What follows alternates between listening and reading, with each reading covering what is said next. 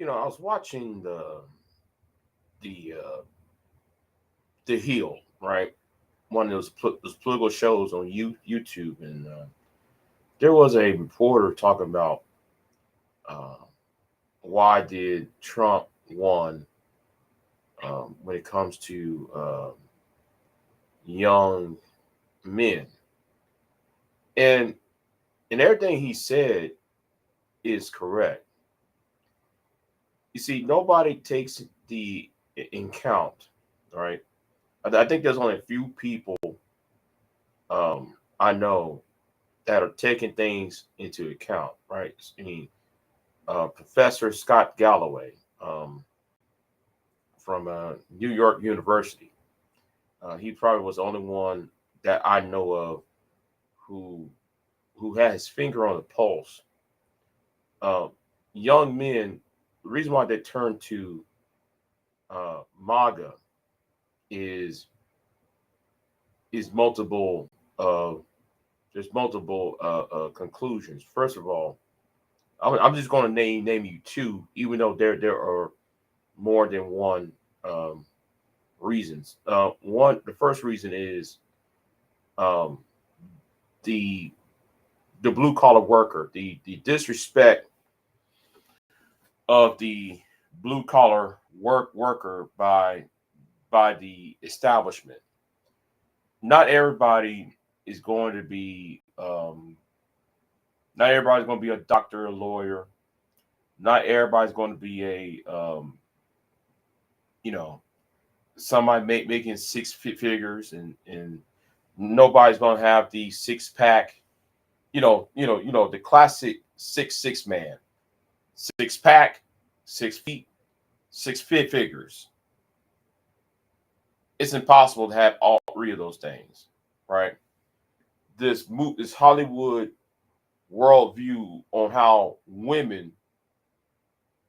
certain women view men, and and you got certain female content creators uh, like your Cynthia G's, your the BWE, your divestors, always using this tagline when it comes to young men. Um, Black men, in this case, is black men. With these three groups with black men, but nonetheless, there's this underlying issue how young men are being and this is what I was trying to tell it, right? And I was trying to tell this.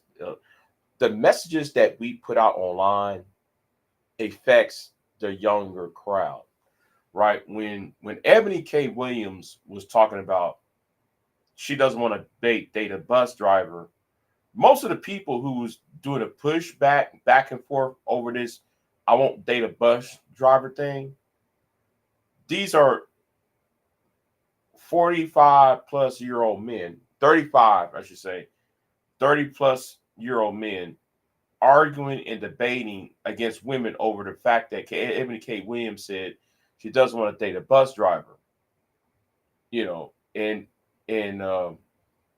all that debate and imaginations that bled onto the younger men, and we gotta be careful. And this is what I try to tell these dumb idiots in the manosphere and these dumb idiots from SYSBM and the MGTOW community and the red pill, the whole arching y'all's mass messaging along with y'all female counterparts is bleeding over to the younger crowd.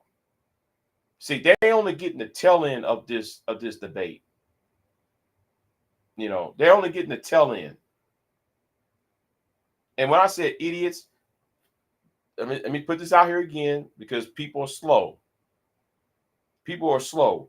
If you think I'm just talking about the manosphere and that's why it's in the men's groups, understand. I just mentioned earlier the Cynthia G types. I just mentioned the BWE and also mentioned the divestors. So don't come to me talking about asking me stupid questions about how come you ain't talking about the women.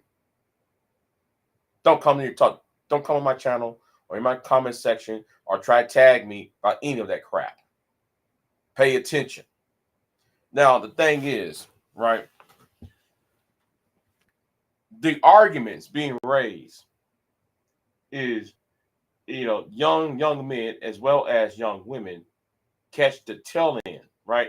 And then as I was watching this this part of the Hill, and I might put the link of that in the description box later on, where the female anchor woman, or should I say the anchor lady, when she was trying to get her lick back at this reporter who's telling the truth about why young men had opted for Donald Trump, and she led off with the point about, well men, women pay 75 cents on the dollar to every man's dollar, and anybody with a brain stem. And what's so sad though about this is that this is a political show. This is a show about politics, right? And I'm sitting there like, wait a minute, lady.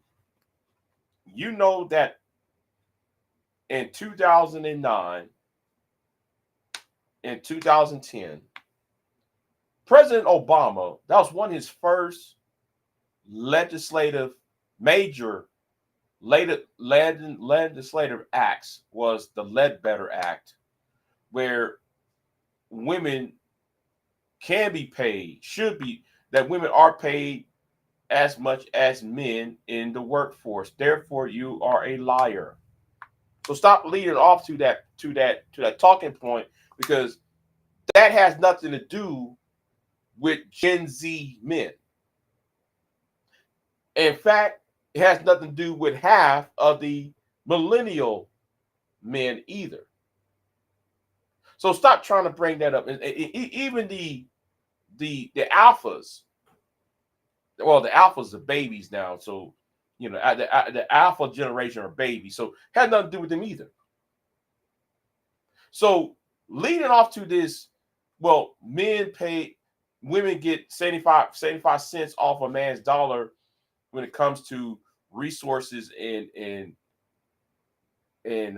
wages. It shows that you lack empathy to what's being talked about. You're lacking empathy, and that's what the guy said about empathy. You have to empathize with these young men. It's not, I understand that you don't want to empathize with these loser ass guys who are over the age of 30, right? Men over the age of 30, they're set in their ways. They're, they still have some of this misogyny. Well, but to sit there and just and put this on younger men, no, younger men are tired of whatever is going on between you boomers, you Xers, you millennials. That they're tired of the back and forth. And then though your words is stinging the younger generation. That's why I try to tell you idiots and who's in the manosphere to stop saying some of that dumb shit. Stop saying that dumb shit that y'all doing. Hey, what's going on up here? What's going on with you? In fact, let me put an overlay up.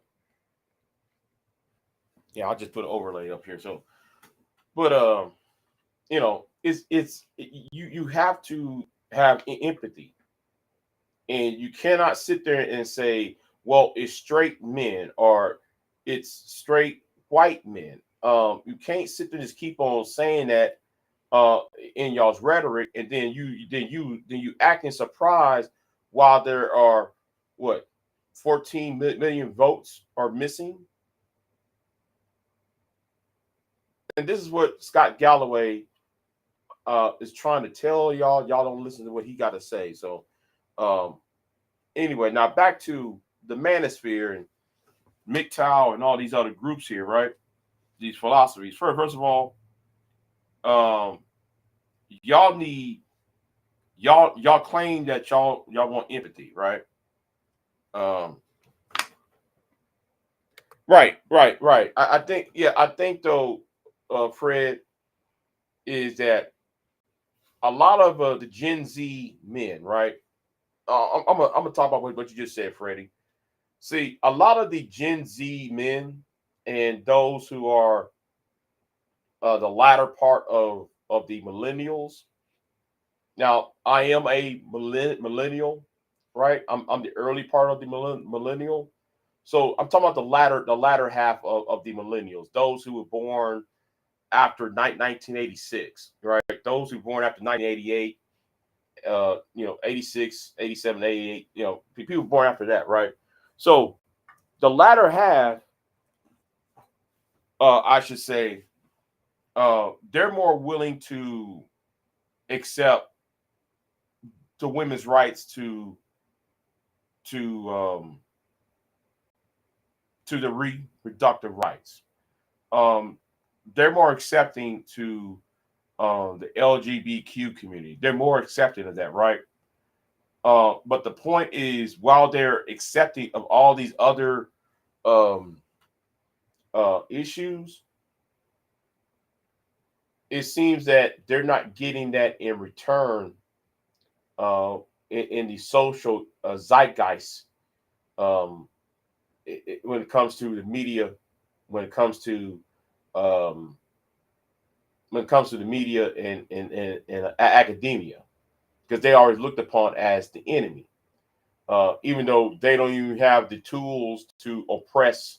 Um, you know, they don't have the tools or the necessary function to oppress somebody. Hold on.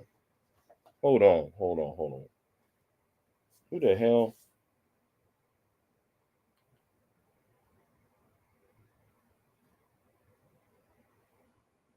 I already picked up. I already picked that up. Thank you. Why send me in text that tell me that I picked it up when y'all saw me picking it up? Anyway, where was I at? Somebody sent me a text about. Anyway, let me get back to my point, right? Um,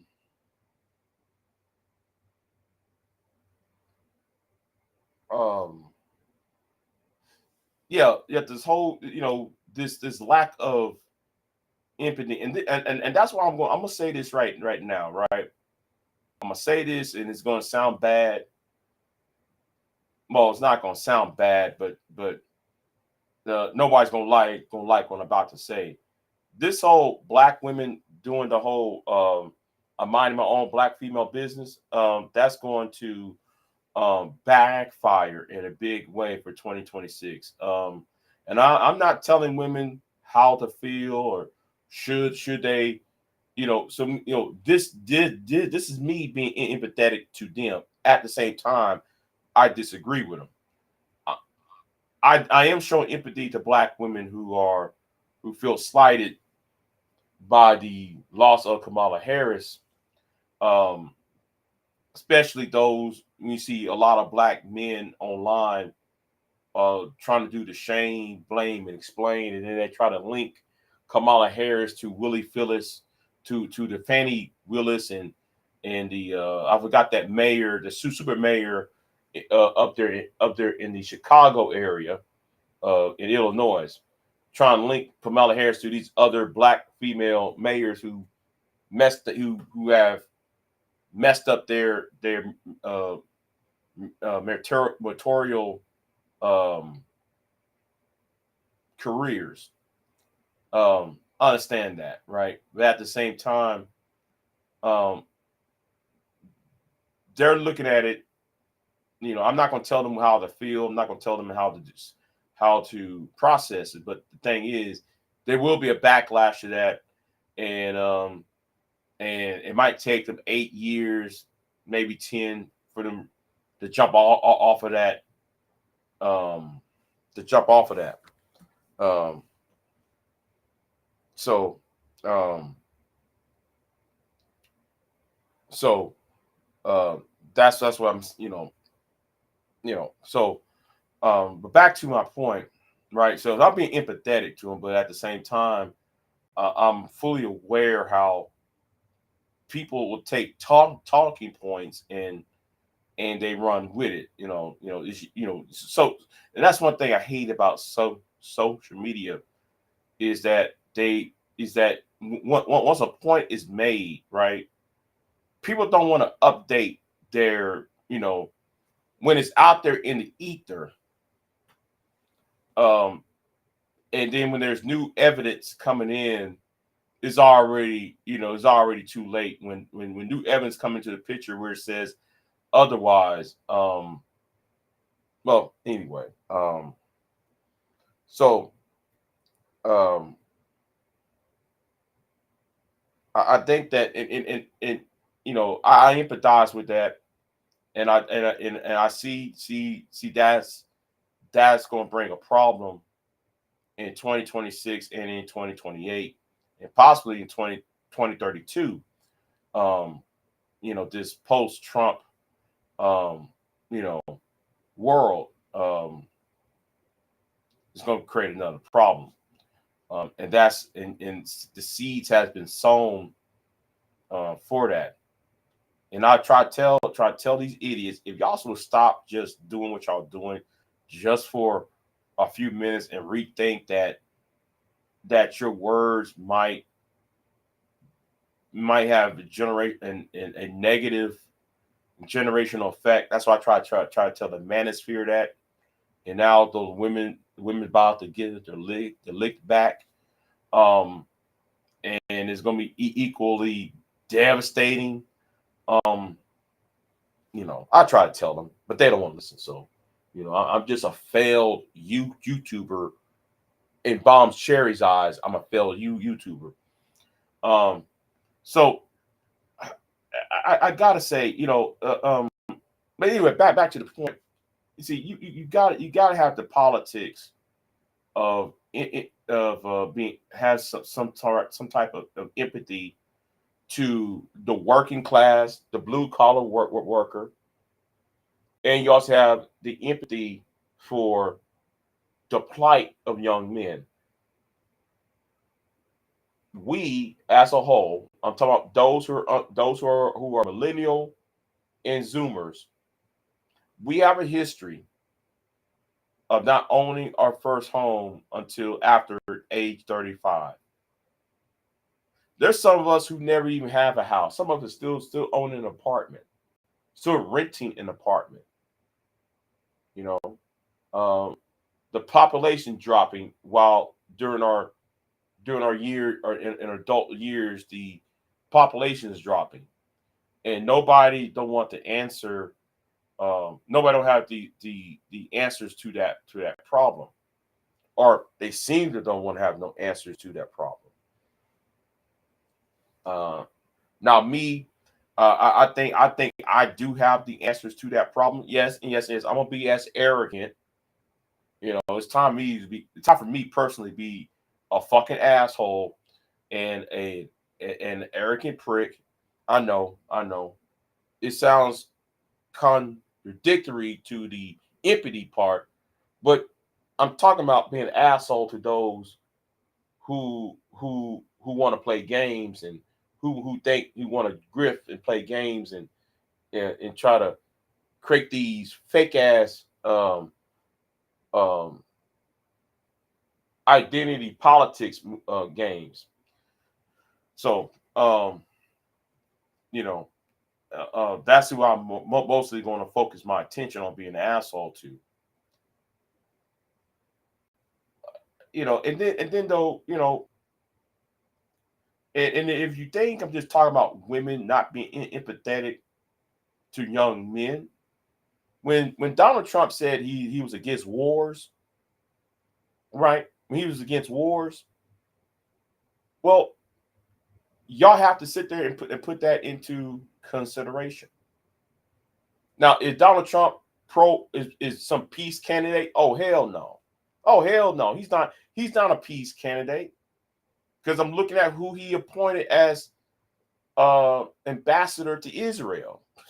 Uh, and the incoming ambassador to Israel wants to wipe out the Palestinians out. But at the same time, with the message of I'm a peace candidate, I'm gonna get us out of the wars in Ukraine and in and in the Middle East. Well, some of us who are millennials and some of us who are in our Zoomer children, the Zoomer children, the children who are now the Generation Z, right? The Zoomers, they witnessed their fathers and their mothers after 9/11, right? They witnessed their parents, whether that's their mother or their father, serving in the United States, the British, the Royal British, and the Canadian and the French militaries, mainly your NATO militaries, your Western militaries, and they served in Afghanistan. They served in Iraq. They served in some of these some of these places in Africa. And then when their parents come home, they come home with a missing limb, a missing leg, or they have or in the mental wise they have the PDHD. I hope I said the word right. And then they they see all this, right, and then they look at the TV screen and they see they see the Taliban taking over uh Afghanistan. They see ISIS retaking parts of Iraq and Syria. They see Russia invading Ukraine, and then they're looking at us who have fought in these wars, and their sacrifices is in vain.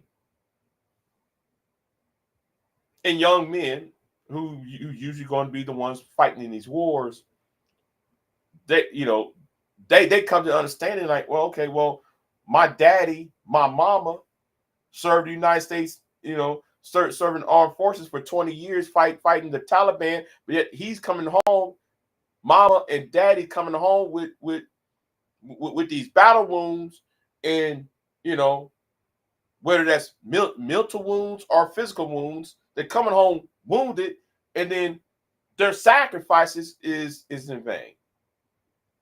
So that's why though they also when Donald Trump get on that stage and talking about the neocons and how the neocons have messed the country up, how George Bush and the Dick Cheneys of the world messed up this country. Well, that's why they voted for Donald Trump.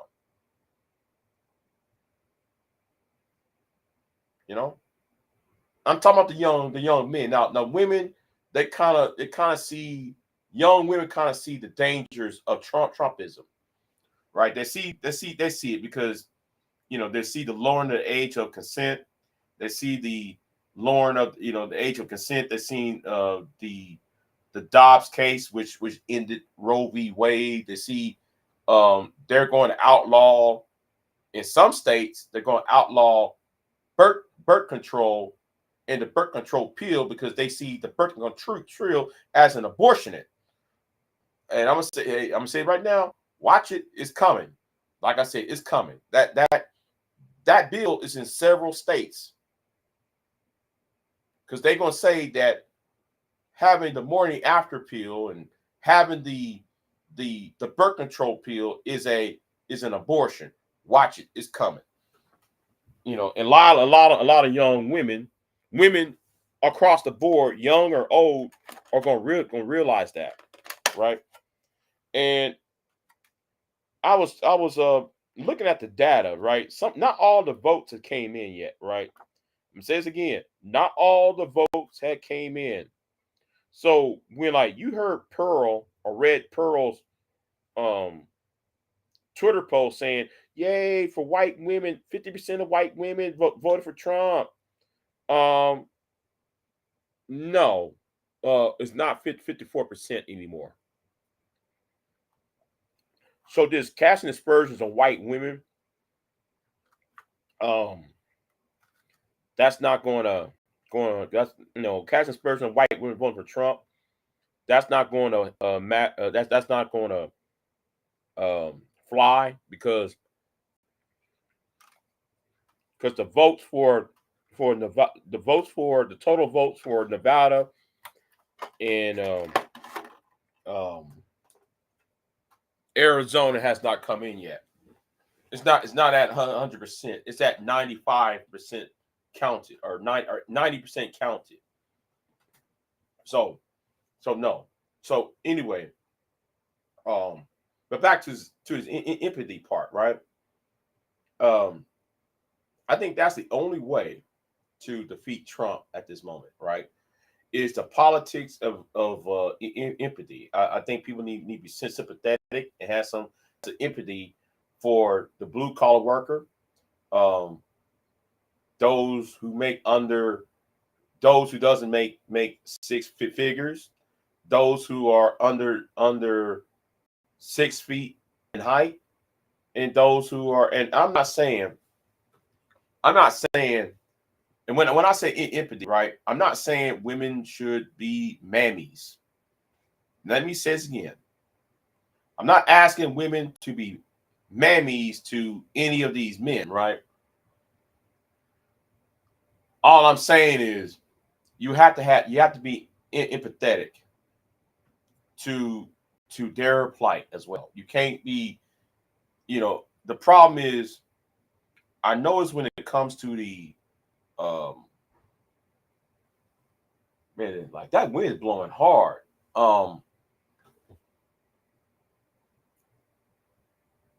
You cannot be empathetic, right? I'm sorry.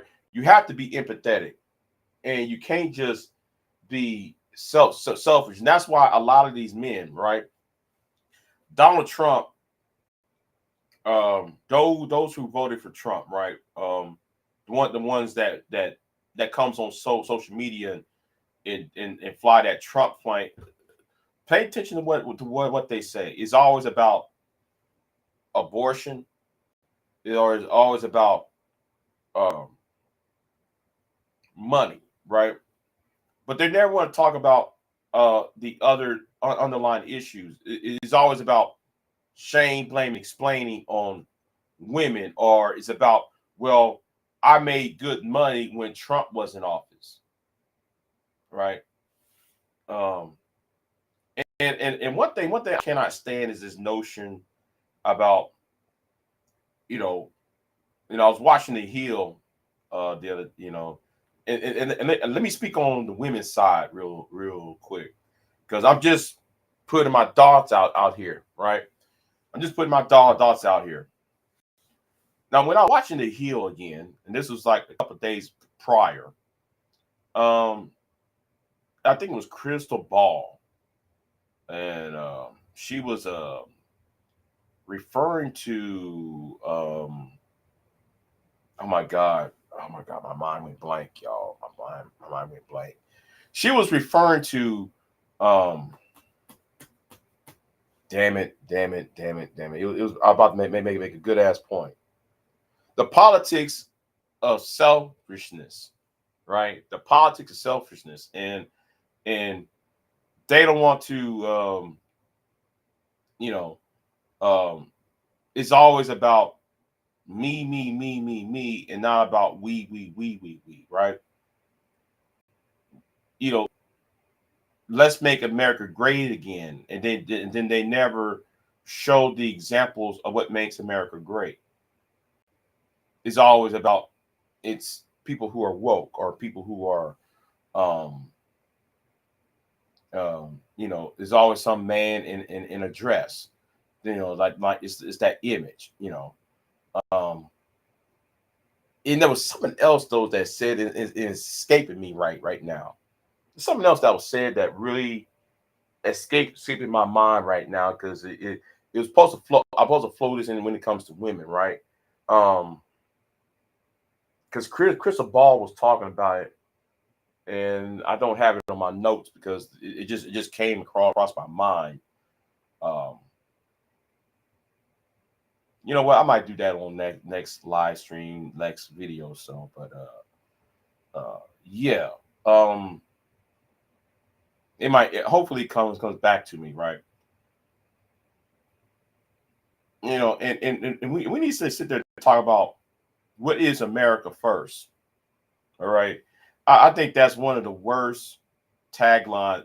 Every campaign that had American first on it, like the American First movement of World War I, the American First movement of the, you know, the pre-World War II days, or the American First movement.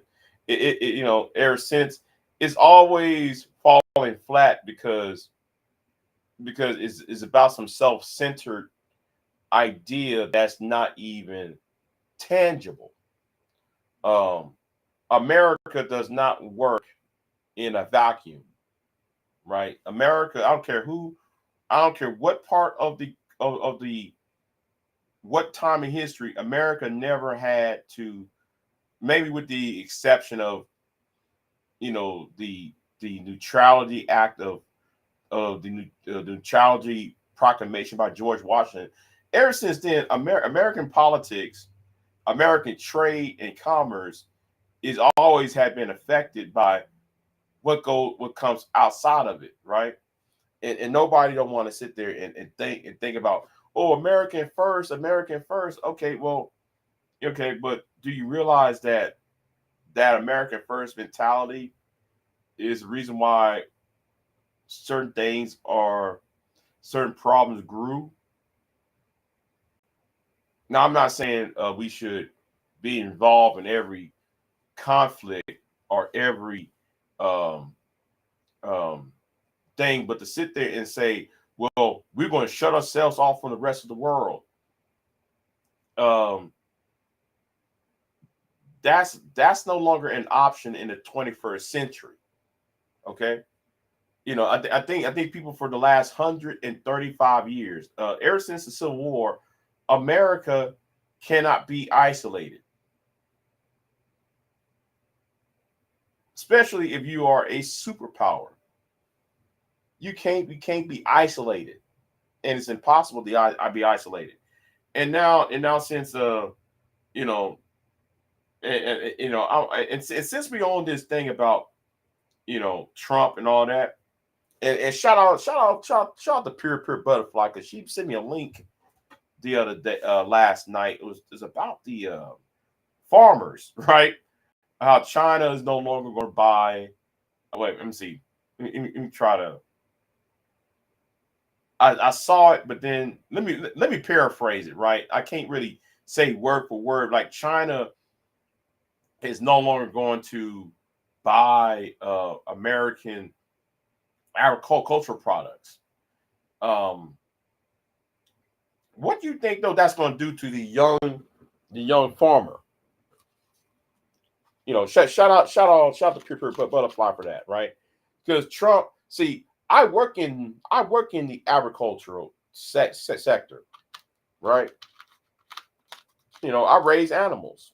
I raise all these animals.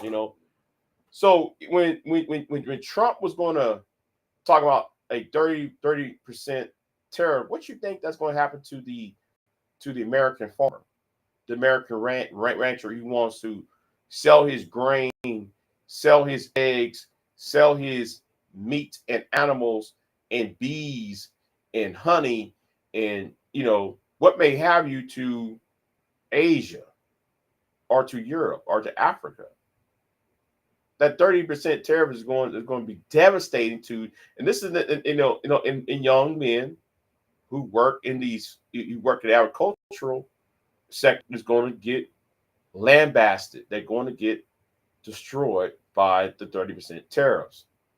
But see, the problem is too many people live in these cities, and they're not seeing, how, they're thinking that they're going to their nearest HEB, or I'm sorry, their nearest Albertsons, or their nearest uh food market, or grocery store, supermarket, that's where y'all pick y'all meat at. But some of us grew or raised that meat. That meat used to be um that's on the side. Yeah, I do that on this. I'm not a farmer. I have animals that for ranching purposes. Yeah, I do ranch work. So that's why some people say I don't have a job. You know, like let me talk about that for a minute, right? Let me talk about that for a minute. Since people said I don't have a job, you know what? Ever since I was a teenager, right? My grandpa put me on the tractor, and all I did though, all those 12 hours cutting hay, because you had to cut grass to make some hay. I've been there for 12 hours on that tractor. Guess what I have to do? I got a big jug of water, a Game Boy with some games, and some school books because I was doing homework, and I had books. So that's why I have a lot of his history books and shit like that. Because I'm on the tractor all for 12 hours a day. You know, all you do is go up and down the field. It's so much. It's so boring. That's all I have: a Game Boy and two three books. One time I was writing I did like a high school paper on the tractor writing shit. Now it was bumpy as fucking hell, but it wasn't legible. Well, if you were reading it, but it was legible to me that the fact I had to rewrite the shit. But that's enough about me though, right? That's a personal. I don't want to get all personal shit, but the thing is, what if though you have a young man who's in his uh late his mid late 20s, early 30s, trying to, he's coming out of these agricultural schools, and he got a few acres of land. He's trying to plant some wheat or some barley or some, he's trying to sell it on the market. Well, most America, see, you can say it like this: United States and Canada, right? United States and Canada can feed the world by itself. Those two countries can feed the world by itself. But Big J, what you talking about? Yeah, if we can take all the grain, all the rice, all the sugar from anywhere from Texas on up to Calgary, Alberta, Canada, right? Take all the wheat and grain, right? And if you weigh it and package it, most of the world would have 3 days to eat off of, or I should say 3 servings, I should say, a day. So we can feed the world by ourselves. You know that if you start from Central Texas on up to Alberta, Canada, all of that wheat land and the land of wheat and barley and all that, and cattle, we can feed the world for at least a couple of days at least. So you know so um that's a little tidbit. So we're somewhat, those of us who was in milk, and that's another issue too, right? The reason why Kamala Harris lost, because of the the flyover country effect. There's so many people who being ignored, right, in flyover country, the Midwest, the Plain States, right, particular, and that's something that she did not, she or Watts never really go into. They never really went to the rural areas like Kansas, Nebraska, the Dakotas, or and try to talk to the farming communities, or have a reach out to the farming communities about their policy concerning farms, and ranching, and rural, and connect the rural world with the internet, bringing high-speed internet.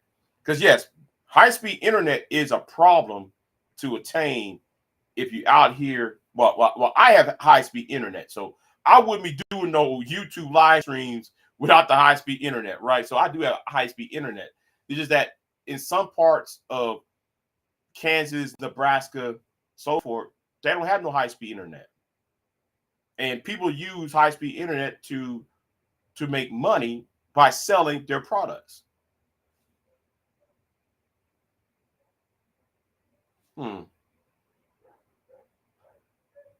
Who's coming? Anyway, I tell you what, y'all, I'm gonna end this live stream. Y'all